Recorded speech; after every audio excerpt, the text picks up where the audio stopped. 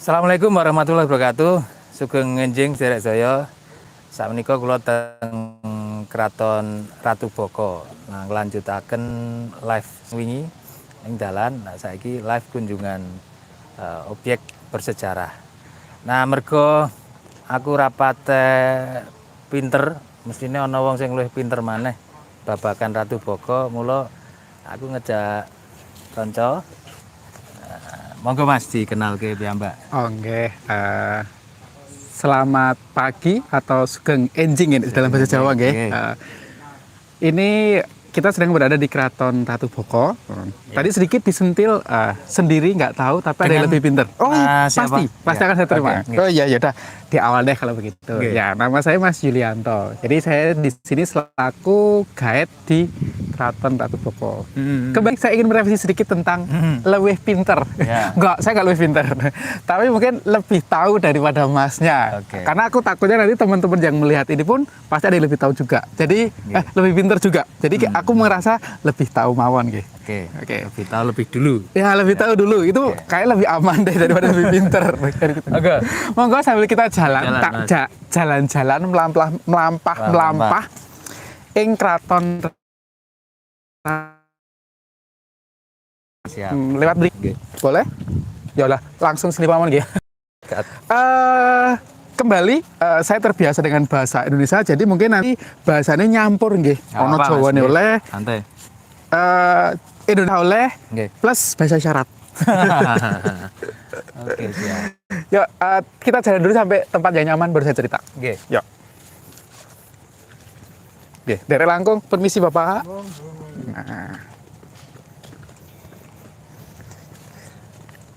Nah, inilah kurang lebihnya sebuah jalan menuju ke Kraton Ratu Boko. Ya. Jadi ini kalau nggak salah tadi rangkaian sejarah sebenarnya Mataram kuno, nggih. Ya. Nah, Ya. kemarin mungkin beberapa di candi. Memang di sekitar sini tuh ada candi, banyak candi sebenarnya. Tadi terlihat dari sini itu sebenarnya akan terlihat dua candi, Prambanan dan Kalasan. Nah, Kalasan sudah tadi. Sudah, nggih. Tapi kalau nanti teman-teman semuanya ngikut pas waktu berkunjung ke Kraton Ratu Boko, di belakang kita nanti berdiri Prambanan dan Kalasan terlihat.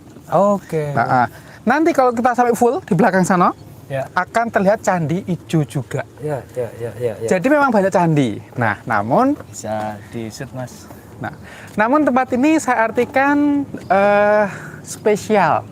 Iya. Karena makanya lebih ke keraton. Nek candi itu secara umum kan sebagai tempat ibadah. Ini tempat tinggal, makanya keraton, istana. Nah, selama ini orang mengetahui Kraton Ratu Boko. Sudah ada yang tahu Ratu Boko itu siapa? Coba diterangkan, Mas. Siap. Memang nek Ratu Boko nggak begitu banyak yang tahu tentang sejarah atau ceritanya. Tapi kalau saya menyebut anaknya, yakin pasti udah tahu. Roro Jonggrang. Nah, jadi kalau dalam cerita legenda, ini tuh sebagai tempat tinggalnya istananya Ratu Boko dan Roro Jonggrang. Nah, Roro Jonggrang itu anaknya Ratu Boko. Ratu Boko itu bapaknya Roro Jonggrang. Ya, karena ratu dalam istilah Jawa itu raja ya. Bisa raja atau bisa penguasa atau pemimpin. Leres, karena selama ini orang mengira Ratu Boko itu perempuan. Tapi kembali, seperti yang disampaikan tadi, dalam bahasa Jawa. Leres. Dan ratu itu atau penguasa Jawa itu memang tidak menyebutkan gender. Bisa laki-laki dan bisa perempuan. Makanya Nun Sewu tempatnya keratuan atau keraton kan. Betul, gitu. Atau kedaton. Boleh. Atau pakuwon ya kadang ya. Bisa, hampir. Nanti tergantung merujuk penggunaan bahasa selanjutnya. Nah, saat ini kita baru masuk ke pintu gerbang, masuk ke keraton. Monggo dinikmati boleh.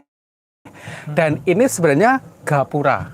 Selama ini orang menyebut candi ya merujuk yang ini. Namun padahal ini baru gapura atau pintu gerbang masuk ke keraton. Nah, keratonnya sendiri sebenarnya nanti masih ke tenggara. Atau teman-teman nanti kalau masuk ke pendopo, ke gapura, itu ke arah timur dan kanan atau tenggaranya. Nah, saya ceritakan tentang gapura ini dulu. Nah, sebelum masuk ke gapura, seperti biasa candi atau bangunan suci di era Hindu-Buddha, itu dijaga sosok Kala seperti ini kurang lebihnya. Kala, Kolo, sebagai simbol penjaga, penolak bala, biasanya di bawah, kadang di relung atas sebuah pintu. Nah, nanti kalau teman-teman berkunjung ke candi, kadang kala ini juga diwujudkan utuh, dua rapala atau kupala. Nah, yang menarik ini asli, original. Nah, asli originalnya sering bertanya, terus usianya berapa, Mas? Nah, usianya merujuk ke prasasti. Nah, jadi prasasti di sini nanti memang ada dua sebagai acuan. Itu Abayagiri Wihara 792 Masehi dan Haralingga 856 Masehi. Merujuk angka itu setidaknya ini 1200 tahun yang lalu. Kita masuk boleh yuk. Kita lihat di Gapura. Di Gapura. Bisa diulangi kalau dikonversi ke Masehi berapa tadi? Oh, 792 Masehi untuk Abayagiri Wihara, 856 Masehi ke Haralingga, atau nek tahun Saka 714 Saka dan 778 Saka. Baru masuk pintu gerbang. Nah, di sini ada sebuah tanah lapang nanti disebut sebagai alun-alun. Lebih sebagai tempat berkumpulnya masyarakat waktu itu. Nah, masuk. Di sebelah kiri kita ada sebuah candi pembakaran penyebutannya. Selama ini orang tidak tepat mengartikan karena sering diartikan pembakaran mayat. Mau naik nggak kira-kira? Yuk kita sambil jalan naik yuk. Nah, sebelum naik nanti di sini saya akan cerita sedikit tentang bahan bangunan. Karena bahan bangunan sendiri kalau saya artikan ada 3 jenis. Batu andesit, batu putih, nanti ada yang kayu. Nah, yang menarik adalah asalnya.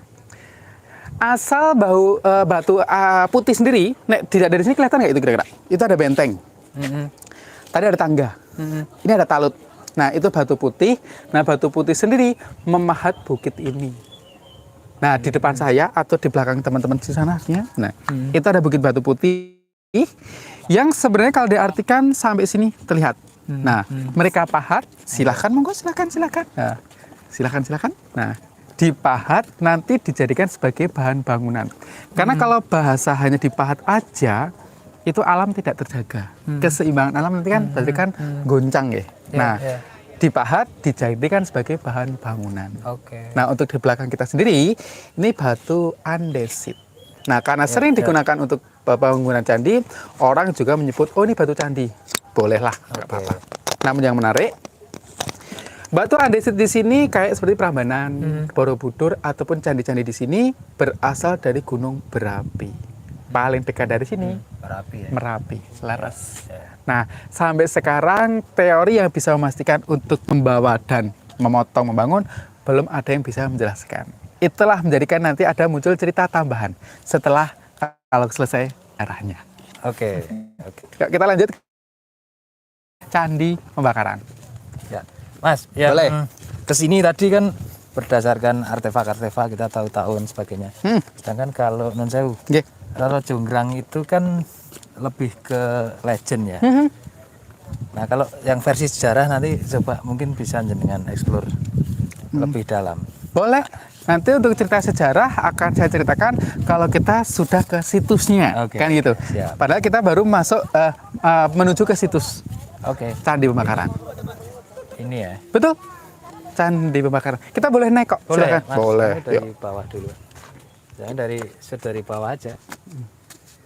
Oke, kita aman dari sini kita naik. Oke, yuk. Tak ajak ke Candi Pembakaran. Ya. Oke, lumayan. Dan ini banyak batu yang asli. Oh ya, teman-teman, nanti untuk yang batu tambahan itu sebenarnya ada penanda. Mungkin agak kesini dikit boleh? Tak kasih tahu. Nah, jadi sebenarnya nanti kalau teman-teman berkunjung ke candi-candi, kok ada penitik timah atau sebenarnya ada lubang-lubang di tengah seperti ini. Nah, itu nanti sebagai penanda dia batu baru. Nah, kalau yang tidak ada, itu nanti batu asli original daerah tempatnya dibangun. Itu sebagai penanda pengelola. Berlaku nanti di candi-candi yang lain. Seperti ini kan. Nah, kadang timah, kadang timbel gitu. Kadang hilang, tinggal lubang doang. Yuk, kita lanjut. Kalau yang nggak ada berarti asli, original. Ya, bahasanya 1200 tahun yang lalu. Ya. Nah, kita sudah berada di area Candi Pembakaran. Nah, sebenarnya ada sebuah data penelitian. Dulu pas waktu diketemukan di dasar lubang kotak ini yang disebut sebagai perigi, itu diketemukan struktur abu. Nah, abu itu ternyata dipastikan dari kayu. Jadi, orang menyebut Candi Pembakaran untuk pembakaran mayat tidak tepat. Jadi lebih sebagai pembakaran kayu, di mana sebagai simbol untuk memuja, menyembah dewa api atau dewa Agni. Makanya ada penyebutan upacara api suci atau Agnihotra. Nah, simbolik sebenarnya. Nah, di sini di sampingnya kita sambil jalan ke sana boleh? Kita ke sana. Ada sebuah kolam.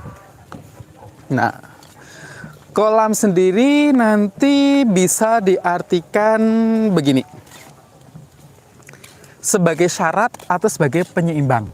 Nah, jadi kalau diartikan bangunan keraton itu profan, bangunan candi itu sakral. Nah, di mana rata-rata syarat untuk membangun bangunan suci itu salah satunya adalah tirta, air, kan gitu. Makanya kenapa di samping Candi Pembakaran atau tepatnya di sisi timur itu ada sebuah kolam untuk penampung air.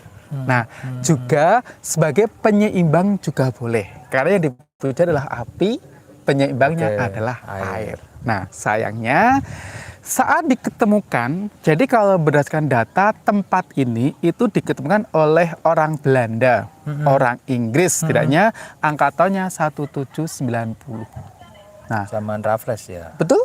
Nah, nanti saat diketemukan bangunan-bangunan atau situs seperti ini kebanyakan pada runtuh dan juga tertimbun. Nah, termasuk kolam ini dulu. Pas waktu itu diketemukan ini tertimbun. Nah, ada masyarakat. Masyarakat banyak di lokasi ekskavasi jalan. Nah, ekskavasi ini menemukan batu-batu. Kalau dari sini mungkin kalau teman-teman bisa melihat di sebelah ujung. Dulu pemukiman ya, sudah jadi pemukiman ini ya? Awalnya pemukiman dulu. Pemukiman tertimbun dan dulu sawah malahan. Sawah. Nah, mau nggak mau kan diketemukan situs nih. Nah, ya mau nggak mau bahasanya mereka direlokasi. Nah, relokasi selesai, ekskavasi. Nah, digali. Nah, ujung batu-batu tadi itu diketemukan di dasar kolam. Nah, nanti di bawah naik, nanti disebut para tim zuker, pencari batu atau pengumpul batu. Nah, dikumpulkan. Nanti ada satu tim lagi, steller. Nah, steller ini bahasanya mensusun coba batu. Nek gambaran mudah, wong main Lego. Karena seperti batu-batu itu kan nggak bisa dengan asal ditumpuk. Nah, setiap batu ada penget, ada pengunci. Begitu bentuk diketemukan, nanti bisa melihat, oh ini bangunan apa. Nah, batu-batu itu setelah diketemukan ternyata pagar. Nah, pagar diketemukan, dicari tata letak atau pondasi. Nah, ternyata para tim zuker, para ahli tadi menemukan ternyata di sekeliling kolam ini kalau dilihat bekasnya ada semacam lekukan sebagai pengait. Nah, itu merupakan pagar berada di sekeliling kolam ini. Apakah nggak ada rencana pagarnya dipasang lagi, Mas? Kan bagus kayaknya. Oh iya, rencana pasti ada. Tapi mau nggak mau karena dulu kan ini kan baru beralih ke BPK ya, Balai Pelestarian Kebudayaan yang sebelumnya BPCB. Ya. Balai Pelestarian Cagar Budaya, di mana BPK ini setahu saya kan bahasanya menangani banyak situs. Itu BRIN ya, di bawah BRIN ya. Kebudayaan. Nah, akhirnya mau nggak mau banyak situs ini pendanaan kan harus bergilir. Mungkin ya kan gitu. Makanya ada rencana, saya pasti ada, tapi akan menunggu giliran. Mau lanjut? Atau ada pertanyaan boleh? Lanjut, yuk. Ini terlalu keren kalau nggak di... Begitu kelihatan dinding langsung kelihatan, wah ini keraton. Iya, itu keren banget. Yuk. Nah, dari sini terlihat itu kota Jogja sisi sebelah barat. Hati-hati ya, kita turun main tinggi tangannya. Candi Ijo sebelah mana, Mas? Candi Ijo nanti kalau kita sampai pendopo, bangunan sana baru terlihat. Nah, di sini belum. Hati-hati.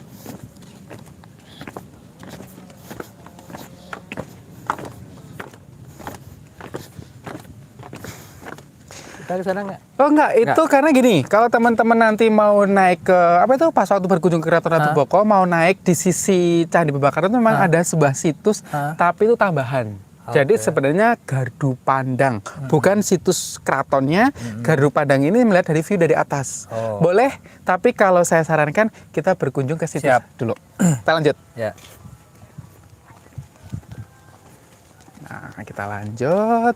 Kita akan menuju ke bangunan inti Keraton Ratu Boko, disebut sebagai pendopo. Monggo silahkan, tapi hati-hati ya. Oke, sambil saya cerita. Ya. Kembali sedikit. 792 Masehi, 856 Masehi, saya artikan ini sebuah kemegahan keraton di atas bukit. Karena sebenarnya kalau merujuk prasasti Abayagiri Vihara itu, Abaya itu tidak berbahaya.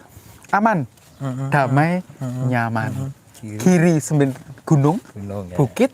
Nah, vihara sendiri ini ada pengertian, menurut saya pernah membaca, itu bisa vihara, bisa wihara. Ya. Karena wihara merujuk bangunan Buddha, tapi kalau disebut vihara itu bisa bangunan suci Hindu dan Buddha. Jadi kalau diartikan nama itu adalah sebuah bangunan suci atau sebuah bangunan yang berada di atas bukit dengan harapan aman, damai, nyaman. Jauh dari mara bahaya. Bisa ya. Boleh. Biara gitu. Juga boleh. Nah, sebuah kemegahan keraton di atas bukit. Nah, sayangnya tadi saya juga sempat bilang bahwa bangunan-bangunan ini dulu runtuh. Nah, runtuhnya itu sebuah pendapat terjadi sebuah bencana lumayan besar. Sebenarnya bukan lumayan sih, besar sekali. Tercatat di tahun 1006. Nah, 1006 ini erupsi gunung berapi atau Merapi.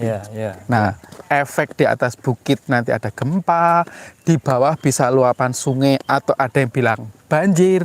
Nah, dekat dengan gunung berapi ya nanti erupsinya. Nah, yang saya gunakan contoh bangunan di atas bukit dulu berarti gempanya. Seperti Keraton Ratu Boko, Candi Ijo, Barong, itu efek gempa. Di bawah nanti luapan sungai yang dekat dengan sungai atau banjir. Nah, contohnya nanti Candi Sambisari, Candi Kedulan, itu sampai tertimbun 6 meter. Nah, nanti dekat dengan Gunung Berapi yang belum begitu lama diketemukan adalah Candi Kimpulan di UII. Nah, itu juga tertimbun. Betul. Nah, di tengah kampus ya? Iya, betul. Itu kalau diartikan kampus terkaya ya. Karena punya candi. Yang lain boleh punya kebun binatang, dia punya candi. Betul. Oke, cerita sejarah saya pause sedikit karena di sebelah kiri kita ini akan terlihat sebuah situs. Saya kesini boleh yuk? Kalau kesini juga boleh. Nah, boleh Mas? Boleh, nggak apa-apa. Nah, di sini untuk penyebutan situs ini baru pondasi berumpak. Nah, karena untuk fungsi pasti, nama pasti belum bisa disebut apa, tapi lebih ke pondasi berumpak. Ini umpak. Kalau saya artikan, ini umpak ini lantai. Umpak lagi, lantai lagi, umpak. Nah, teman-teman kalau yang sudah tahu, umpak itu tempat tiang, tempat pilar, soko juga boleh. Nah, bangunannya nanti di atas ini adalah kayu. Nah, inilah yang merujuk bahwa bangunan di Keraton Ratu Boko selain dari batu adalah kayu. Makanya juga merujuk ke keraton, tempat tinggal. Make sense ya. Betul. Nah, kan kalau tempat ibadah candi memang full batu. Betul. Makanya perbedaannya candi keraton ada dua lagi. Ada dua, fungsi dan bahan bangunan. Lanjut kita pendopo. Sebenarnya saya ada ide bagus. Apa itu? Rekonstruksi kayunya menjadi sebuah keraton. Oh ya, idenya bagus. Melibatkan para ahli tentunya. Yep. Gimana? Ide bagus. Saya setuju. Pengunjung banyak yang ingin. Sayangnya, ada sayangnya, pihak pengelola belum bisa merealisasi karena tahapan restorasi itu ada beberapa tahapan. Sudah ada 4. Saya ceritakan sedikit dulu. Yang pertama, dicari bahasanya itu dicari bahan bangunannya dulu. Nah, dicari bahan bangunan diketemukan. Nah, nanti baru dicari tata letak, pondasi. Nah, jadi keaslian tempat, keaslian bentuk. Nah, bentuk tadi kan susun coba. Ya, ya. Tempatnya dicari digali. Nah, yang ketiga selanjutnya adalah kesamaan bahan. Nah, kesamaan bahan ya tadi nek batu putih, batu andesit, terakhir teknik pengerjaan. Iya. Sebagian besar menganggap teknik pengerjaan dulu kan dipahat. Iya. Nah, makanya pas waktu teman-teman nanti melihat berkunjung ke candi pada dipahat. Nah, kalau batu ada bekas sisanya ada susun coba. Terkendala kayu. Kayunya nggak ada sama sekali. Akhirnya untuk mencari bentuk asli seperti apa, terkendala. Nah, itu untuk acuan pedoman sekarang. Mungkin next suatu saat para ahli bisa menemukan boleh. Ya. Nah, saat ini belum bisa. Mohon maaf. Di Trawulan itu kan direkonstruksi rumah Majapahit zaman dulu kan, dipasang di museum. Artinya bukan rumah asli sih, cuman dia ini rekonstruksi berdasarkan riset. Nah, bentuknya seperti ini. Nah, mungkin dana ya. Ya buke itu juga bisa. Sama sih kayaknya itu. Kurang ekonomis mungkin karena Monggo, intinya gini, untuk dibangun sebuah bangunan ini banyak yang setuju, Iya, iya, termasuk iya. saya, termasuk tamu. Ya. Nah, sampaikan ke pengelola. ini live nanti pengelolanya lihat. Semoga ya, dan terrealisasi aku juga seneng. Ya. Karena kadang bahasanya simpelnya gini, ada tamu tak kasih tahu, oh ini tadi dengan aturan tadi, oh sebenarnya bukan aturan, tapi lebih kayak acuan atau pedoman ya. Lah itu loh mas, saya pernah ke Dieng ya, saya pernah ke Candi Ceto kan gitu. Di sana juga direstorasi loh bangunannya, kan ada kayunya, ada bangunannya. Itu asli nggak? Nah itu kadang lebih ke difungsikan untuk sebuah berdoa. Aku pinginnya juga sama di sini kan. Ya setidaknya, keratonnya megah pasti. PR untuk semuanya. Iya. Buat ngadem kan enak. Ngadem dari mana? Ngadem dari keraton. Keraton Ratu. Keraton abad ke-8 kan keren. Yup. 1200 tahun yang lalu. Oke, sebenarnya kita menuju ke pendopo, tapi ada sebuah situs yang kita lewati, Paseban. Ini Paseban 1 dan Paseban 2. Oh, saya kelupaan sedikit. Ya. Teman-teman, di belakang saya deh, di belakang saya. Mungkin biar ya. Itu kan ada gapura, pintu gerbang masuk keraton. Nah, setelah gapura itu ada tanah lapang luas. Nah, tanah lapang luas itu tadi disebut sebagai alun-alun. Nah, fungsinya berkumpul, bertemu, berinteraksi rakyat dan raja. Nah, jadi kalau saya artikan secara simpel, masyarakat biasa berkunjung ke keraton, berkumpul di alun-alun. Raja turun menemui. Banyak ke bawah. Tapi bila mana orang yang lebih tinggi, saya artikan pangkat, derajat, apalagi dengan tadi diketemukan prasasti Haralingga ya, saya kan lingga itu kan siwa. Itulah diartikan penguasanya beragama Hindu, kasta derajat berlaku. Saya artikan simpel dulu aja ya. Kasta tinggi, derajat tinggi itu kalau berkunjung ke keraton diperkenankan ke tempat tinggal raja. Nah, tempat tinggal raja sendiri nanti kita kunjungi tapi arahnya ke sana, pendopo. Oh. Nah, itulah pendoponya. Kalau bisa melihat nanti bisa ke sana. Nah, namun bila mana raja itu bahasanya belum memberi izin bisa masuk ke area pendopo. Nah, mereka menunggu dulu di kanan kiri kita ini penyebutannya Paseban. Sebo. Dan itu masih dipakai keraton-keraton Mataram nggak punya Paseban kiri kanan kan, Pasepuan, Kanoman. Ya, itu masih dipakai karena mau nggak mau kalau saya artikan secara simpel dulu ya, konsep keraton saya yakin tua ini. Kan? Oh ya. Nah, konsep keraton kan tua ini. Maksudnya ditiru sampai leres. Jadi nek konsep keraton lebih mudah itu mengikuti konsep ini, tapi kalau penamaan ini mengikuti konsep keraton sekarang. Leres seperti itu. Letaknya persis. Yup. Kita mendekat sedikit ke Paseban 1 yang lebih tinggi ya, karena ini biar teman-teman tahu kok tadi ada bangunannya kan itu. Ya karena kalau di situs Keraton Ratu Boko itu kebanyakan ada umpak-umpak seperti ini. Nah, jadi bangunannya lebih ke kayu. Lebih tinggi berarti derajat kasta yang menunggu lebih tinggi. Teman-teman kayak diizinkan kok masuk ke pendopo. Kita antar ke pendopo gitu. Kita ke pendopo yuk. Rugi kalau enggak. Ya, tapi hati-hati lu yang tinggi tangganya yuk. Hati-hati. Hati Mas Miftah. Man duluan. Boleh. Hati-hati. Oh. Oh, ada pagar. Pagar boleh, benteng juga boleh. Kayaknya naik sedikit ke sini deh. Lagi naik lagi, sorry. Kebablasan bahasanya. Bentar Mas, saya inget candi dekat sini yang candi kayak Punden Berunda, Candi Barong ya. Hampir mirip. Iya? Sebelahnya Banyu Nibo itu apa? Iya. Iya, Barong ya. Barong. bener ya? Untuk Wisnu dan Sri. Iya. Itu juga pelataran. Nah, pelataran luas. Nanti naik emang Punden Berunda itu untuk kegiatan ya spiritual, berdoa.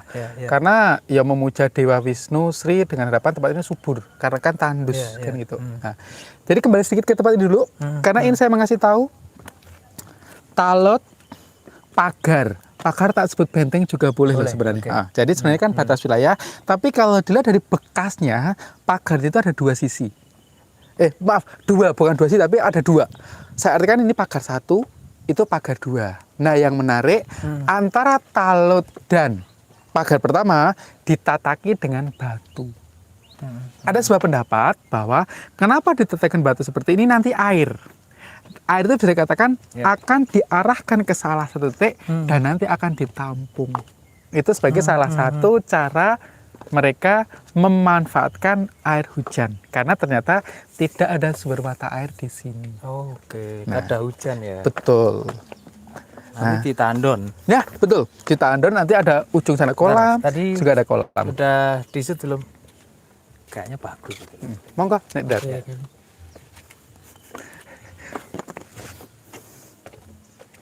Nah, itu kan lurus Talot, pagar, tataki dengan batu.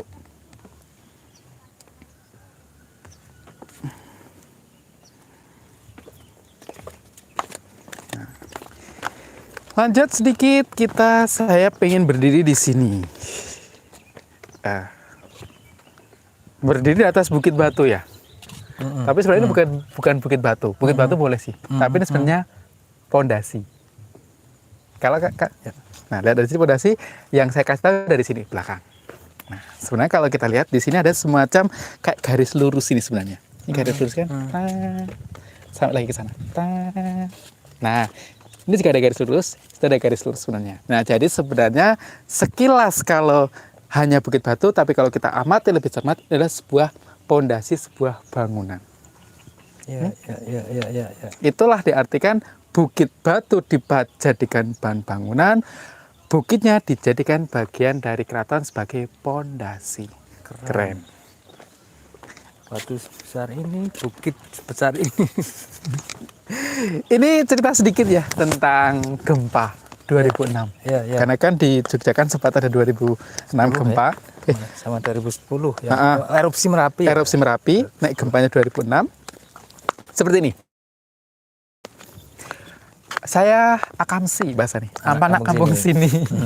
Wong Jawa, tapi mohon maaf nek bahasa rodo ilang Jawa. Biasa bahasa Indonesia. Kebiasaan sejak kecil. Bukan sejak sekolah. Ya. Nah, rumah saya jujur di atas bukit ini. Ada berapa rumah? Nek di tempat saya yang pasti ada sekitar 6 rumah lah. Dan itu juga ada desa. Nah, pas waktu terjadi gempa, wah kita panik karena kita merasakan. Namun setelah selesai gempa, keluarga saya dengan contoh itu melakukan kegiatan aktivitas masing-masing. Ada yang ke sekolah, ada yang ke sawah. Kita nggak tahu kalau gempa itu merusakkan bangunan. Kita tahunya setelah turun dari bukit ini.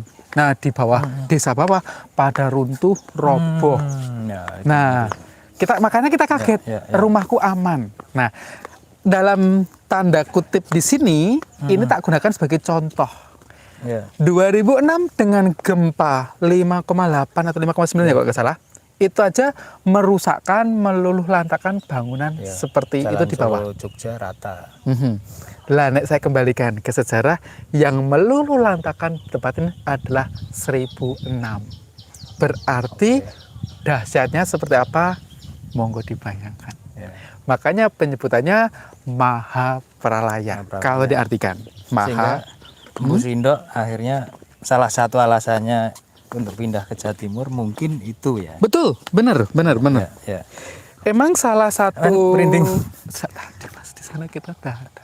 Ya, Oh, oke. dari Paseban tadi sebenarnya kita tadi itu. Ya. Makanya kan aku tadi sempat agak break dikit. Iklan sedikit kan gitu. Nah, jadi memang benar salah satu kenapa peradaban Jawa berpindah ke timur, dipindah ke timur, bahasa Ya. termasuk tadi kenapa Empu Sindok ya, benar. Nah, salah banyak faktor, tapi salah satu faktornya mereka sudah memprediksi akan ada bencana. Ya. Kalau nggak salah sih sekitar 900-an, 929 kalau nggak salah nanti, tolong direvisi kalau salah. Nah, peradaban Jawa kita lurus berpindah ke timur. Ya. Kalau di sini mungkin kadang saya artikan menjadikan penyebutan Jawa Timur. Ya. Ya. Karena kalau setahu saya penyebutan Jawa itu bukan Pulau Jawa. Ya. Jawa itu hanya merujuk Jawa bagian tengah. Nek saya artikan cuma pembagian mana seperti aku kurang tahu. Karena kalau Jawa bagian barat orang lebih menyebut Sunda. Pasundan. Itulah kalau teman-teman semuanya memperhatikan kenapa kok orang Jawa bagian barat atau Sunda tadi mau ke Jogja, mau ke Semarang membahasakan Mau ke saya Jawa. mau ke Jawa. Karena yang dalam bahasa Ya. Jawa itu merujuk Jawa bagian Ya. tengah, plus ada penyebutan Jawa Timur tadi setelah Empu Sindok memindahkan peradaban Jawa ke timur, muncullah penyebutan Jawa Timur. Ya. Kita lanjut ke pendopo yuk. Saya kalau ke Jakarta gitu baru ngomong satu kata dari Jawa mas, medok. Kalian masih mending ya, Jogja, Oh, gitu. tapi ada logat ininya. Oke. Oke, tadi kita dari atas Candi Bubakar kan melihat batu-batu yang runtuh. Nah, Ya. kanan kiri kita ini juga terlihat. Inilah batu-batu yang runtuh dan ini merupakan bebatuan asli di era keraton dulu dibangun. Yang ini baru dikumpulkan tim Zuker. Nah, di sini akan saya lihatkan sedikit tentang teknik pengunci pengait. Nah, kelihatan nggak di situ ya kira-kira? Itu ada lubangnya. Oh, oke. Nah, itu ada lubang. Ada lubang. Mau nggak mau berarti itu nanti adalah pasangannya dengan yang menonjol. Kalau disebut itu Yoni, pasangan dengan Lingga. Nah, contohnya lingganya di sini. Ini dia Lingga. Tereng. Dan ini original. Ya. Ini belum ketemu berarti ya? Ya, bisa apanya dulu? Belum ketemu pasangannya. Betul, nggih. Masih banyak PR. Atau di antara teman-teman nanti yang suka main Lego, main ke Keraton Ratu Boko, anggap ini Lego gitu. Dimainkan. Suka main Lego dan suka fitness. Oh, gile. Kalau nggak suka fitness, repot. Kita jalan ke pendopo yuk. Lanjut. Nah.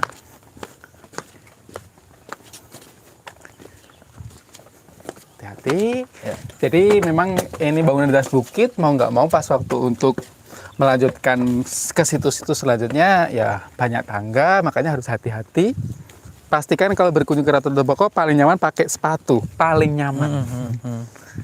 Gitu. Nah. Oke, pendopo bisa diartikan mandapa juga bolehlah, menghadap, Ya, ya, sowan, Sowan. bertemu itu juga boleh. Ya, ya. Nah, kalau diartikan di situs Ratu Boko, pendopo ini bangunan intinya. Bangunan inti di sini. Kalau ikonnya memang di gapura tadi. Ya, Nah, ya. sedikit tambahan, pokoknya kalau teman-teman berkunjung ke Keraton Ratu Boko itu luas 16 hektar. Nah, pendopo, mandapa. Ya. Mau kita masuk? Lihat. Nah, kita masuk ya. Ya. Bismillahirrahmanirrahim. Langsung naik juga boleh yuk. Oke.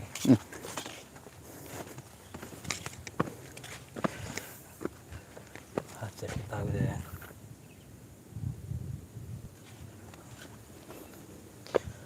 Oke, kita berada di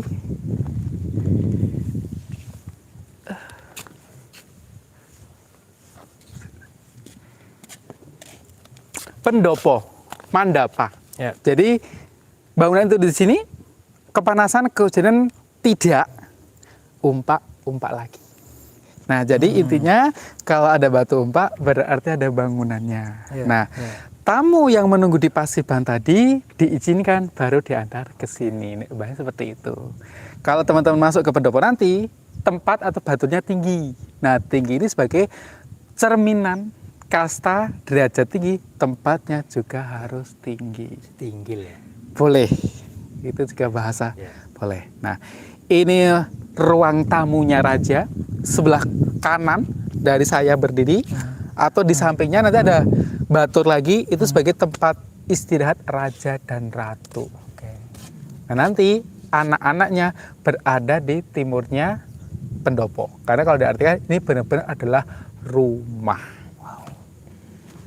Muter mas, boleh. Aku pengen pada teman-teman lihat semuanya. Kemegahan di Keraton Ratu Boko. Wow. Selama ini saya di candi-candi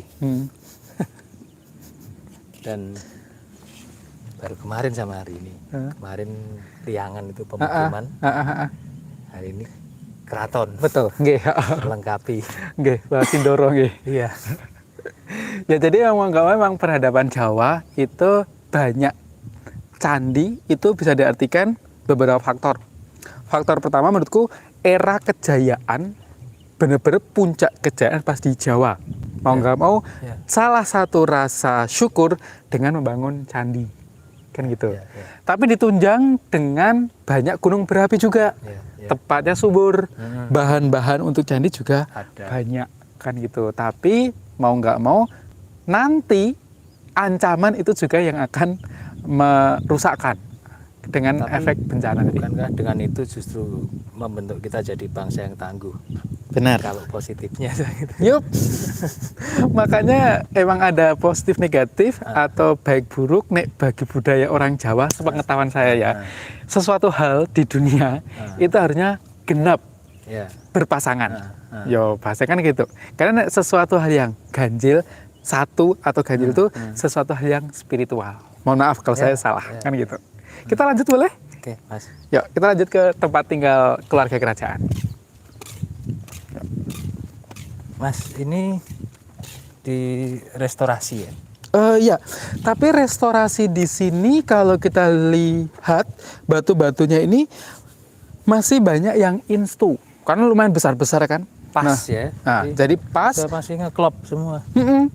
Jadi pas waktu diketemukan masih di situs aslinya bahasanya kan, makanya inside. Nanti kalau ada penyebutan X2. Nah, X2 itu bisa dikatakan sudah terlalu jauh berada dari posisi aslinya. Dan ini nggak berpola loh. Enggak. Iya, maksudnya nggak berpola, Mas. Maksudnya benar-benar seni menurut saya. Tapi selain seni itu juga gini. Kalau kita perhatikan dari sini, kita ke sini yuk. Besar, kecil, kecil. Nah, ya kan? Nah, kecil-kecil ini penyebutannya batu pengunci sebenarnya. Tahu. Nah, jadi bila mana, karena gini, menurut saya batu-batu sebesar ini kan nanti diambil kayaknya nggak mungkin. Yang merusakkan dengan adanya sebuah tekanan atau guncangan, makanya tadi gempa. Nah, dengan teknik ya bahasanya saat ini kan random ngacak seperti ini, ternyata bila mana dia terjadi gempa, itu dia akan mendorong saling mengunci. Nah, nanti bila mana yang tidak kuat, biasanya di pojok batu dan batu pengunci tadi. Makanya kalau kita lihat sekarang aja, yang pecah kadang-kadang cuma di pojok, dan yang diganti adalah batu-batu penguncinya. Batu kecil ini jelas X2 ya? X2 ya? Ini bukan X2, tapi ini baru. Baru malah. Betul. Nah, itulah teknik yang digunakan untuk penyusunan keraton di sini. Di era 1200 tahun yang lalu. Karena ini rumah atau keraton, ini berarti bukan selokan ya? Tapi bukan. Bagian ruangan. Bagian ruangannya, tapi mungkin saya gambarkan seperti ini. Yang bisa berkunjung ke tempat itu tadi kan hanya orang-orang derajat kasta tinggi plus mungkin raja dan ratu. Mau nggak mau, Pak Presiden aja kan berberikan pasti ada pas pampres Banyak zaman dahulu kan masih ada penjaga pengawal. Prajurit pengawal. Prajurit pengawal, ya saya artikan kesatria lah, bahasanya seperti itu. Kasta tinggi. Tapi begitu masuk ke pendopo, dia tidak diperkenankan naik. Makanya dia menjaganya di bawah. Simpelnya seperti itu. Kamera satunya saya bantu untuk backup footage. Yuk, kita jalan lagi ya. Hati-hati, lumayan tinggi. Hati-hati. Kita dulu atau? Bentar Mas, saya mau Boleh. backup. Siap. Terlalu indah kalau nanti nggak punya. Ditinggalkan. Kenangan terlalu indah untuk dilupakan, kalau ini terlalu indah kalau ditinggalkan. Oke, pokoknya teman-teman tetap saya harapkan Keraton Ratu Boko menjadikan salah satu agenda berkunjung ke Jogja. Selain Prambanan dan Borobudur. Karena spotnya sebenarnya bagus, banyak banget di sini.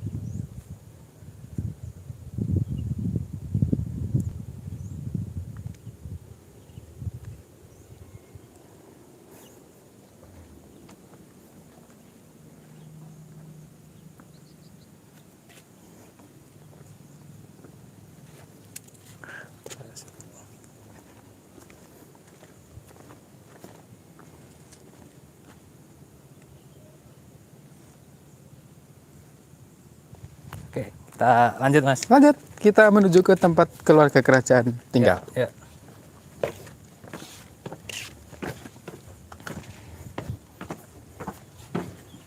Oh ya, satu lagi ya. Tadi saya agak kelupaan. Jadi teman-teman nanti pas waktu masuk di gapura, setiap gapura itu kalau di gapura utama tadi ada lubang di bawah. Nah, lubang di bawah dulu diberikan sebagai kayu, dudukan pintu. Tapi kalau gapura yang kecil seperti ini, dudukan kayunya untuk memastikan setiap pojok pasti ada lubang. Oh, oke. Nah, atas bawah. Itu buat kayu ya? Kayu sebagai dudukan pintu. Bahasanya engsel. Oke. Dan ini kecil. Nah, kecil ini berarti ya ini pendapat juga bahwa pintunya itu double. Kayak koboi, kupu-kupu. Ya karena ada Jawa nih. Ada Jawa kan pengetahuan juga ya.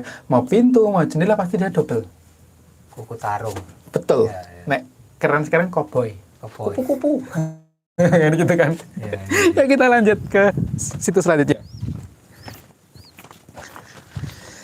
Nah, kita berada di sebuah tempat bagian dari Ratu Boko yang saya artikan sakral, seperti kayak candi pembakaran tadi.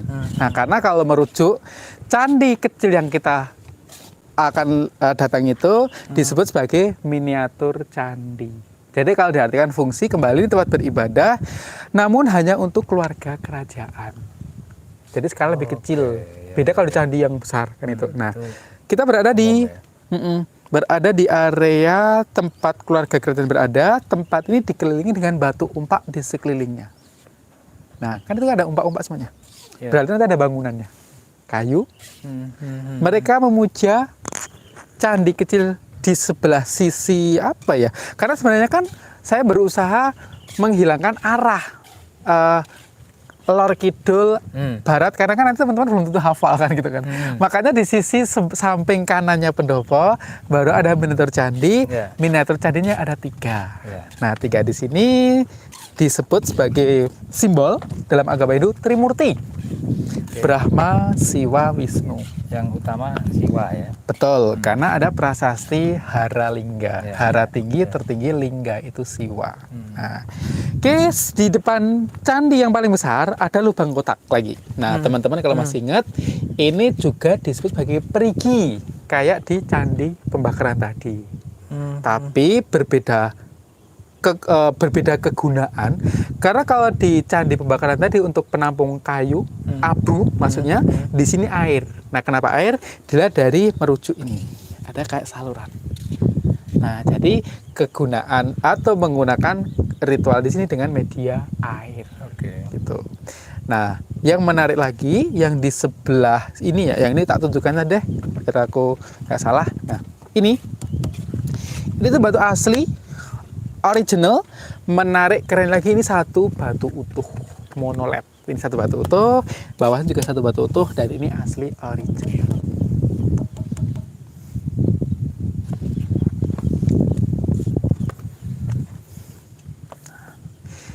Yuk lanjut. Ini di sampingnya ini, kalau ini ada yang berpendapat kesatrian, kamar anak laki-laki, merujuk karena ada penyebutan keputren. Nah, keputren sendiri dari posisi pendopo tadi di sisi timurnya, tapi yang di ujung sana. Keputren ya. Betul. Nah, ujung itu namanya keputren, kamar anak perempuan. Ya, ya. Belakang bawah. Karena mau nggak mau ada pendapat pertama derajat. Laki-laki lebih tinggi. Makanya kenapa kesan lebih tinggi. Keputren di bawah juga ada adat Jawa, wanita itu konco wingking. Ya, ya. Dengan bahasa itulah merujuk kenapa dia paling belakang dan paling bawah. Ya, ya. Ada umpak-umpak, ada bangunannya kayu, nanti ada dua, sebelah kanan untuk kamar, sebelah kirinya untuk aktivitas. Ya. Nah, namun di antara keputren dan kesatrian atau pendopo itu ada sebuah kolam pemandian, penyebutannya. Tapi kalau penyebutan kolam pemandian di sini mungkin kurang tepat karena langsung pada berasumsi, mandi, berenang kan gitu. Ya, ya. Ternyata salah satu kendala tidak ada sumber mata air, mereka menampung air, jadi lebih kolam ini sebagai penampung air untuk kegiatan beraktivitas nanti berada di tanah lapangnya. Ya, bisa dikatakan ada semacam bilik-biliknya. Airnya hanya akan diambil, kan gitu. Nah, Tandon tadi ya. betul, tandon. Makanya tempatnya di bawah ya. Betul. Make sense. Tapi yang menarik lagi adalah jadi kolam-kolam itu dipahat di bukit. Untuk mengantisipasi kekurangan air di musim kemarau, akhirnya mereka membuat kolam-kolam itu dalam. Ya, Nah, dengan bentuk bulat di depan kita itu merujuk kolam untuk perempuan. yang bulat untuk Ini perempuan. bulat perempuan. Nanti di sebelah sisi kirinya itu nanti untuk yang laki-laki dengan berbentuk kotak. Sana. Betul. Jadi yang di luar ya. Ini yang perempuan disekat gitu ya. Sebenarnya semuanya disekat. Kalau Oh, kita lihat oke. itu ada sekatnya juga. Nanti juga ada kotak seperti itu. Tapi nanti dekat dengan tebing. Ya. Sudah longsor. Mas, bentar ini kenapa warnanya berbeda-beda? Apakah karena alam atau faktor lain? Faktor kedalaman. Oh. Jadi sebenarnya kedalamannya itu berpengaruh karena mau nggak mau pas waktu nanti musim penghujan itu kan airnya full. Pasti sama. Tapi begitu kering itu kan nanti ada tanah lumpur yang masuk. Nah, jadi kalau yang biasanya coklat itu berarti dia lebih dangkal karena sudah kemasukan tanah atau lumpur. Bukan rasanya ya. Oke. Nah, jadi sebenarnya teman-teman kalau berkunjung ke Keraton Ratu Boko juga saya himbau hati-hati untuk kolam keputren dinikmati dari area atas sini aja karena salah satu faktor keamanan. Jadi kolam-kolam ini lumayan dalam. Ya paling sih kalau yang perempuan bervariasi itu paling dalam 3 meter. Ya, ya. Nanti yang laki-laki yang berbentuk kotak itu informasi paling dalam ya hanya 8 meter. Makanya hati-hati. Hanya 8 meter. Iya. Kita lihat dari atas. Bisa renang nggak, Mik? Bis. Nek wong Jawa mlebek.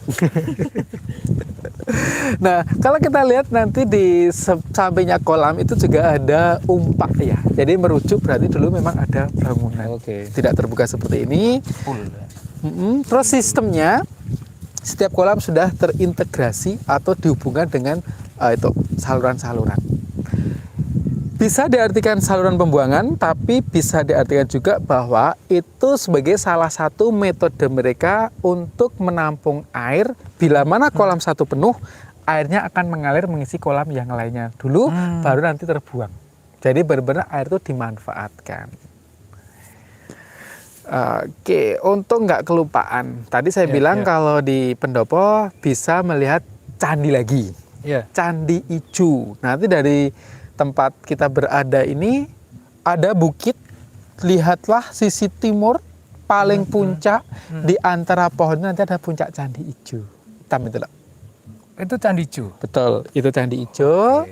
Nanti kalau teman-teman ke Candi Ijo juga bisa ke Candi Barong, itu di bawahnya. Sampingnya ada stupa Dawang Sari. Turun lagi nanti ada Candi Banyunibo. Nah, nanti ada 2 arca Gupala dan Ganesha. Nah, itu situs sejarah. Kalau yang ingin, aduh aku nggak harus sejarah nih. Nah, di bawahnya nanti ada tebing breksi. Oh iya. Ada batu papal, Konser-konser. batu payung, leres. Nah, nanti terus selanjutnya aku pengen makan. Nah, di sampingnya nanti ada Obelix Hill, nanti ada Heha Sky. Pokoknya di Keraton Ratu Boko itu banyak situs sejarah maupun alam. Monggo. Kita lanjut, masih ada situs satu lagi. Ya. Gua. Wow. Baru tahu saya. Oh ya. Sayang udah sampai sini nggak dikunjungi semuanya. Iya. Nah, aku heran, pengunjung kayaknya juga jarang yang sampai sini ya. Sepi gitu. Ya, Wah, pada ngumpul di depan. jarangnya itu memang ada beberapa faktor. Bisa karena nggak tahu atau sudah capek, tapi Oke. kebanyakan nggak Mas, tahu. Ini apa, Mas? Kolam. Jadi sebenarnya seperti ini. Kolam apa sumur ini? Kolam ya? Tetap kolam. Sama kayak itu ya? Bener. Karena kalau penyebutan sumur kan harusnya ada sumber mata air. Oh iya. Ini tidak ada sumber mata air karena dengan kedalaman 3 meter, dengan kedalaman 8 meter, itu dasarnya juga batu. Oh. Itulah sebagai salah satu pemikiran mereka antisipasi terjadi kekeringan. Kekeringan. Nah, kolam di sini mungkin merujuk untuk keperluan para kesatrian tadi. Karena nanti kalau di depannya Keputren, itu juga ada kolam. Jadi, nek bahasanya simple itu, sebelum kita masuk ke ruangan, itu banyak bersih-bersih dulu. Karena dulu, nek zaman dulu kan bersih-bersih. Nek sekarang kita pakai sepatu, ya lepas sepatu. Wudhu lah kayak. Ya, beda. Gini, nek wudhu itu mau beribadah, mau sholat, Kalau ini nek bersih-bersih itu mau biasanya mau masuk aja, masuk ke Oh, rumah. masuk. Oke. Yo, kembali adat Jawa dulu kan biasanya rumah itu kan pasti ada apa itu gentong. Padasan ya. Itu udah modern. Jadi kan gentong dulu. Lebih modern Jembangan. patesan. Jembangan gitu. Oh iya. Oh. Jembangan. Heeh. Saya pernah kecemplung waktu kecil. Hampir mati di Jembangan. Ya, untung ya. Berarti berhampir sih karena nek sudah kan tidak sampai sini. Kita lanjut ke pendopo. Sorry, ke gua. Ke gua. Nah, ini kalau di Keraton Ratu Boko berarti kan situs terakhir. Ini Purbakala Mas ya, bukan Purbakala, Purbakala ya. batu dolper itu. Batu Dolper. Nah, batu dolper itu biasanya penempatannya di atas gapura. Maaf, di atas pintu gapura. Jadi kalau saya gambarkan mungkin di sini teman-teman. Nah, tadi hasil para yang main Lego itu seperti ini. Nah, para styler sebenarnya. Styler itu mensusun coba, di mana susun coba itu nek bahasanya ya nyoba-nyoba susun-susun batu di pengunci pengen dipaskan. Ini mendapatkan sebuah gapura. Kalau diartikan ini tubuh, ini kepala atau atap harus di atas sini. Nah, PR setelah ini adalah mencari tata letak atau pondasi aslinya di mana. Terus nanti ada pendanaan baru restorasi. Nah, kembali ke batu dolper tadi itu, batu dolper itu rata-rata nanti tepatnya berada di atasnya ini, di atasnya gapura ini, baru nanti dikasih kepalanya, kan gitu. Sebagai penumpang, makanya itu kan panjang. Batu dolper. Lanjut. Oke. Kerjaan yang melelahkan itu. Tapi nek selesai sepadan hasilnya.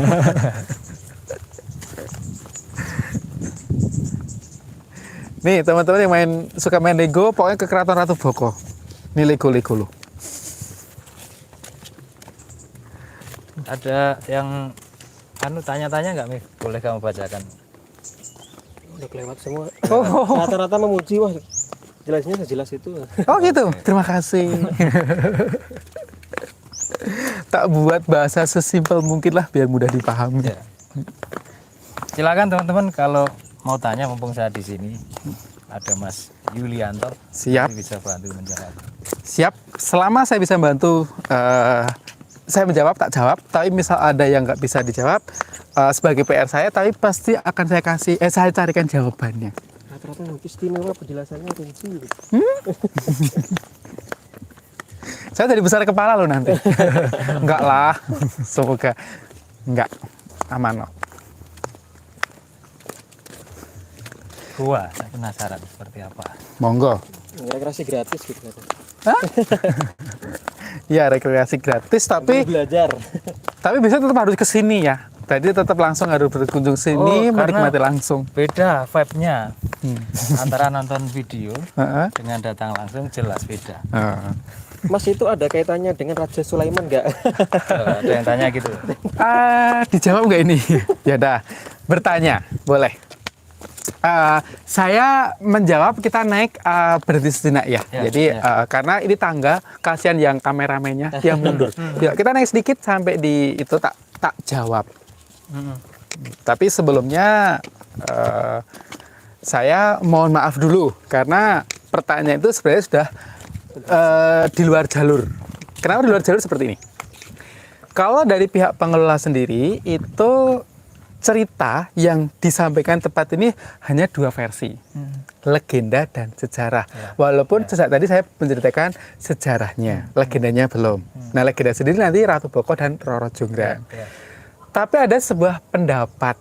Nah, ada sebuah pendapat Pak Fahmi Basa kan itu ya. Nah, beliau secara garis umum dulu ya, saya bisa menjawabnya. Ini peninggalan di era Nabi Sulaiman dan Ratu Balkis. Monggo. Tapi benar apa enggak, Mas? Saya enggak bisa membetulkan dan juga tidak menyalahkan.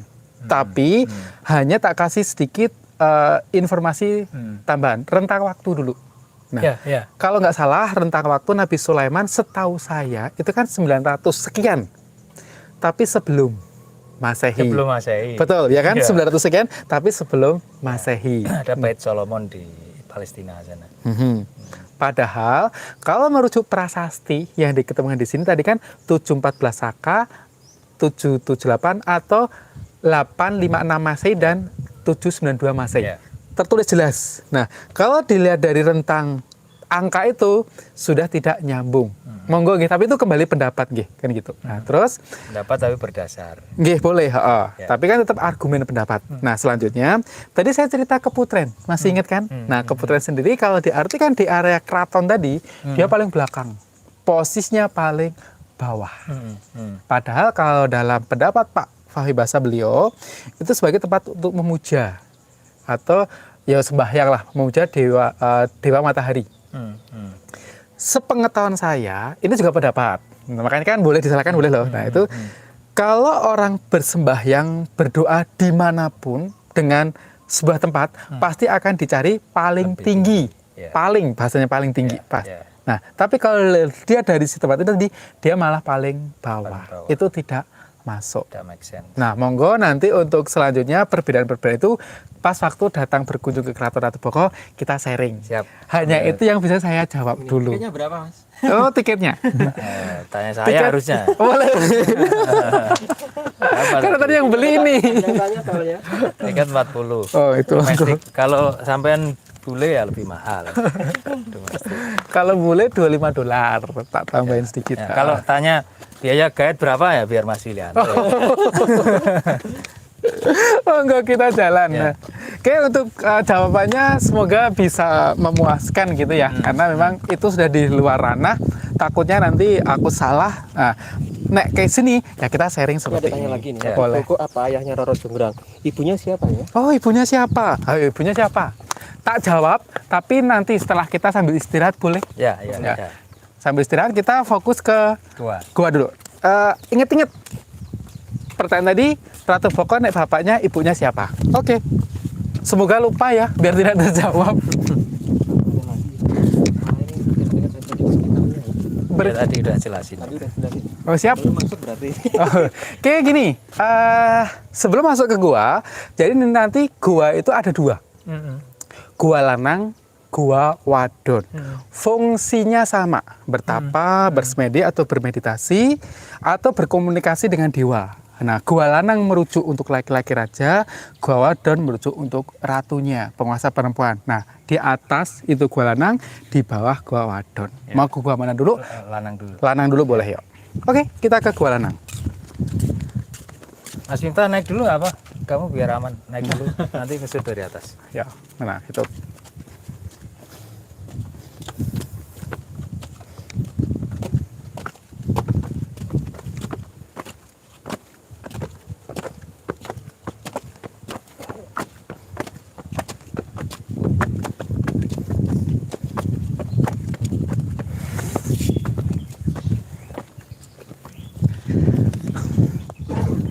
Oke, kita hampir ke Gua Lanang untuk bertapa bersemedinya sang raja. Kalau saya artikan gua ini paling sakral. Makanya kalau kita bandingkan dengan bangunan-bangunan di keraton ini, dia paling tinggi. Gitu. Ya. Nah, sayangnya gua ini terbuka lebar karena sempat runtuh. Tapi kalau dilihat dari bekas mulut guanya diperkirakan hanya kecil. Bekas vandalisme ya Mas ya. Betul sekali. Nah, mulut guanya itu ini diperkirakan sebagai mulut gua. Nanti kayak yang perempuan. Nah, dulu tertutup dengan adanya sebuah batu, bukit batu yang dipahat. Sempat untuk berkunjung anak-anak ya tidak tanggung jawab lah, bukan anak nakal. Akhirnya memang banyak vandalis di sini. Nah, lubang-lubang di dinding itu nanti digunakan tempat untuk sesajen, persembahan. Boleh, monggo silahkan. Oke.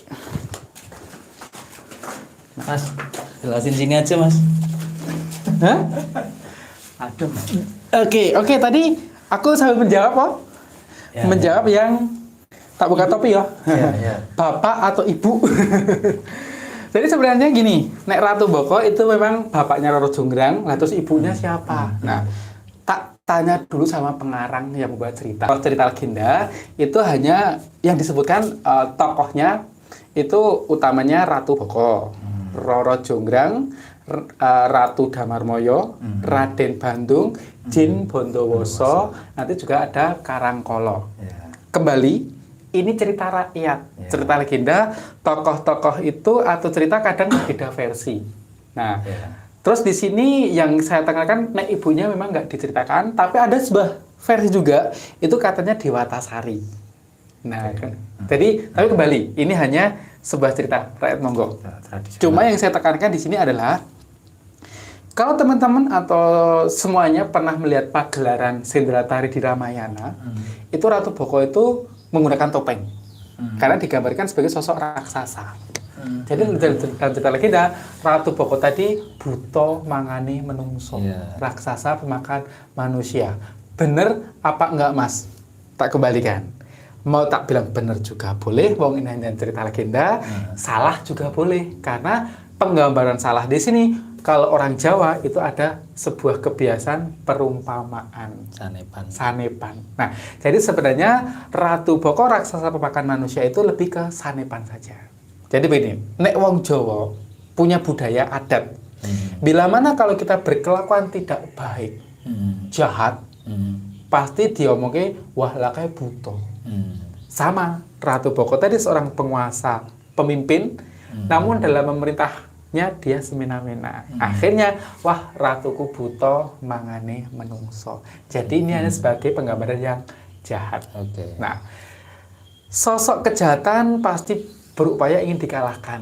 Nah, nanti yang bisa mengalahkan atau bisa diartikan adalah Bandung Bondowoso. Kembali ya, Bandung Bondowoso itu dua tokoh, tapi tak jadikan satu aja. Nah, karena diartikan juga sekuat-kuatnya manusia, wong urip sing ning donya iki nek kuat pasti ada titik kelemahannya. Nah, jadi titik kelemahannya Ratu Boko itu juga ada. Dikasih tahu nggak kira-kira? Boleh. Tak kasih tahu. Jadi Ratu Boko itu diberi kekuatan oleh Karangkolo nek bahasanya itu memindahkan tubuh di bayangan. Bayangan dipindah ke tubuhnya. Lah nek lagi pas kita berteduh seperti ini perang, Ratu Boko nggak akan kalah karena nggak ada bayangannya. Makanya salah satu cara untuk bisa mengalahkan Ratu Boko harus berada di bawah di matahari. Betul. Kan ada bayangannya. Nah, Bandung Bondowoso yang mengetek lamanya di situ, yang dibunuh adalah bayangannya. Kalah. Nah, akhirnya dengan kekalahan Ratu Boko, Bandung Bondowoso berkuasa di keraton ini. Nah, melihat sosok putri cantik Roro Jonggrang terkesima dan ingin menikahi. Nah, sayangnya saya diambil dari sisi positif. Seorang Roro Jonggrang dia berbakti kepada orang tua. Mosok yo mau nek mau dinikahi pembunuh ayahnya. Tapi dia juga cerdas. Cerdasnya ini bila mana aku menolak dengan perkataan langsung bisa-bisa dibunuh. Nah, makanya dia penolakan itu harus secara halus. Saya yakin teman-teman sudah pada tahu meminta syarat dulu, dibangunkan candi dengan jumlah 1000, waktu yang diberi hanya 1 malam. Penolakan secara halus. Untuk cerita detail kayaknya nggak perlu, endingnya saja. Ending ini memang Roro Jonggrang dikutuk menjadi arca. Tapi sebelum dikutuk menjadi arca itu ada sebuah cerita menarik, mitos menarik. Kalau teman-teman tahu, di Prambanan itu katanya nek orang berpacaran berkunjung ke sana akan putus. Kok iso muncul cerita itu? Nah, asal muasalnya ya karena cerita legenda tadi. Jadi saat Bandung Bondowoso berusaha menyanggupi permintaan Roro Jonggrang, digagalkan Roro Jonggrang yang dibantu para gadis-gadis dan dayang-dayang. Diartikan tidak menjadi selesai, Bandung Bondowoso sakit hati, marah, kecewa, bercampur aduk. Nah, sakit hati begitu luar biasa, tidak bisa menikahi pujaan hati Roro Jonggrang, makanya dia akan memastikan siapapun nanti berkunjung ke candi yang kubangun dengan pacar atau pasangan belum sah harus putus biar bisa merasakan sakit hatinya Bandung Bondowoso. Nah, Roro Jonggrang dikutuk menjadi arca itu sebagai bukti saksi biar semua orang tahu bahwa Bandung tadi membangun Prambanan dengan jumlah 1001 malam. Kurang lebihnya seperti itu. Pengen cerita detail lagi, berkunjung ke Ratu Boko, nemuin saya. Merinding maksudnya ada yang tanya. Merinding. Tadi udah endingnya. Mas, ini pahatan baru ya? Oke. Kenapa dipahat seperti ini? Oh iya. Faktornya gini, nek kalau kita lihat bekasnya pasti halus ya. Kita kan ada lihat bisa bekas kan halus-halus ini halus. Ya, kalau ini vandalisme. Nah, sayangnya ada beberapa faktor. Faktor pertama lumut. Faktor kedua coret-coretan. Vandalisme. Terus ada yang bilang dulu ini di sini banyak langes. Jadi kenapa ada langes di situ? Masyarakat dulu sebelum digunakan untuk wisata mencari tempat-tempat seperti ini. Waktu itu masih era togel, totor. Nah, mau nggak mau mereka ya salah satunya juga mencari tempat-tempat seperti ini, bawa penerangan apapun itu yang kadang membuat ini dulu katanya sampai langes berarti sedemikian lama ya. Betul. Akhirnya salah satu yang mau nggak mau dibersihkan. Makanya kayak Mas kok ada pahatan baru ya. Jadi pahatan baru itu memang membersihkan sih sebenarnya tujuannya kan gitu. Jadi dari beberapa hal yang tidak diinginkan tadi. Sama di belakangnya nanti juga ada saluran air. Nah, saluran ini karena goa ini pernah patah, akhirnya di situ nek wong Jawa ini rembes kan gitu ya. Akhirnya nanti pas waktu penghujan airnya ngumpul di situ biar tidak menjadi lumut licin terus dibuang. Seperti itu. Insya Allah saya juga ada kunjungan ke Gua Selo Mangkleng di Kediri ya, era Airlangga. Dan saya ingat juga abad-abad itu ya, abad 78 Kanjeng Nabi Muhammad itu kan juga bertapanya di Gua Hiro.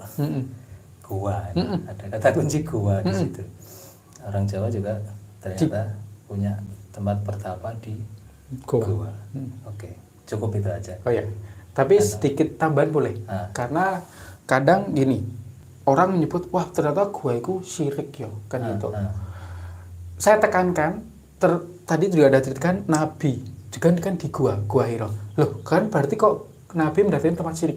Sebenarnya kalau menurut saya, yang diartikan jangan guanya, situasi kondisi yang ditimbulkan dari gua. Tenang, damai, nyaman, kita bisa fokus untuk berdoa. Dan apapun itu. Era itu memang mungkin sedang tren atau dalam tanda kutip yang pas itu memang gua gitu. Kalau sekarang kan di kamar matiin lampu, kita bermunajat, sama aja sebenarnya. Ya sebenarnya, makanya kan yang dicarikan hanya suasana. Tambahan seperti aja. Mau lanjut? Lanjut Mas. Yuk. Oke, kita udah bertapa. Hati-hati, jangan langsung cedot nanti. Oke. Kita ada rumah ya situ ya? Ada. Ini sebagai salah satu contoh pemukiman warga yang dulu memang ada sebat pemukiman, ya akhirnya mereka baru bisa relokasi. Oh, itu berarti lama ya mereka? Atau baru pindah lagi? Ya sebenarnya dulu pas waktu rumahnya dulu pas waktu di dalam keraton, di dalam area ini, terus baru keluar. Oke, sedikit tambahan lagi ada di depan gua. Di sini ada air lagi kembali. Nah, kalau di sini air dipergunakan sebagai simbol atau sebagai tempat untuk banyak bersih-bersih atau misalnya berwudu sebelum melakukan kegiatan di gua tadi. Dan yang menarik di sini nggak begitu jelas terlihat, tapi kalau kita perhatikan di tengah gua, di tengah kolam, itu ada lingga. laki-laki. Ya, Nah, didinya itu nanti tempat arca, sayang artinya hilang. Nah, lingga itu diartikan simbol laki-laki, makanya merujuk kenapa ini namanya goa lanang. Pasti lanang pasangan dengan wadon. Nah, merujuk yang di bawah berarti itu goa wadon. Jadi penamaan itu tetap ada beberapa faktor apa ya? Penguatnya. Tidak ngasal. Tapi kembali penamaan keraton Ratu Boko atau keraton ini memang merujuk menganalogikan dengan keadaan keraton sekarang. Nek namanya, tapi nek konsepnya saya yakin mereka mengikuti konsep ini. Ya, justru yang sekarang mengikuti yang lama. Betul. Hati-hati, yuk kita. Ada paku ya. Dulu mungkin sebagai apa ya? Pas waktu restorasi atau mungkin orang iseng.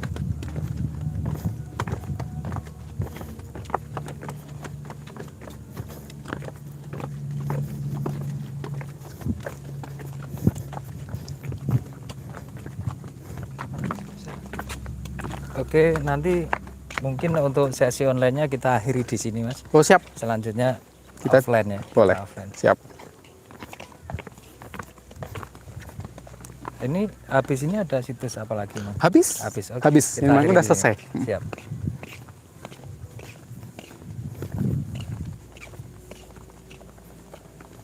Teman-teman, ini situs terakhir yang nanti kita kunjungi. Kita akan closing di sini ya, karena durasi udah lama dan memang ini yang sudah terakhir ya.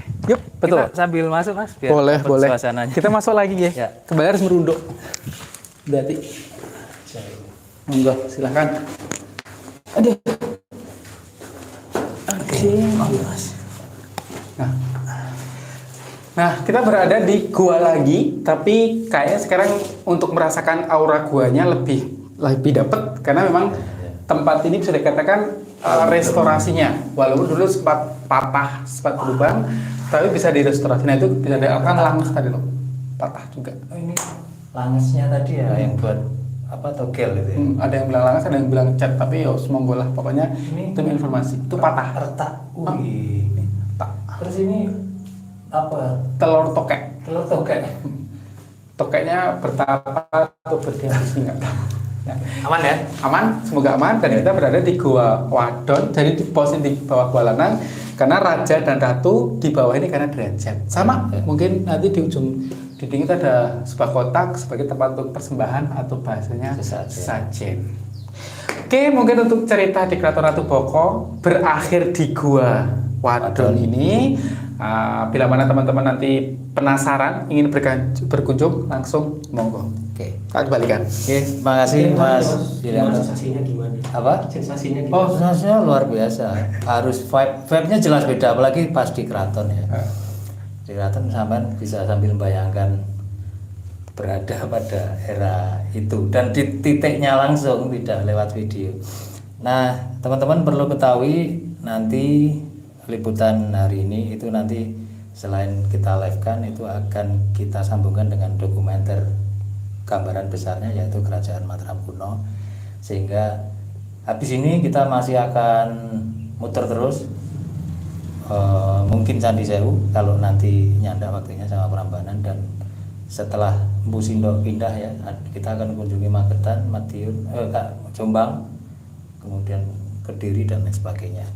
Terima kasih sudah, apabila ada salah kata dari saya atau Mas Yulianto, kami mohon maaf. Bila taufik wal hidayah. Wassalamualaikum warahmatullahi wabarakatuh. Waalaikumsalam warahmatullahi wabarakatuh.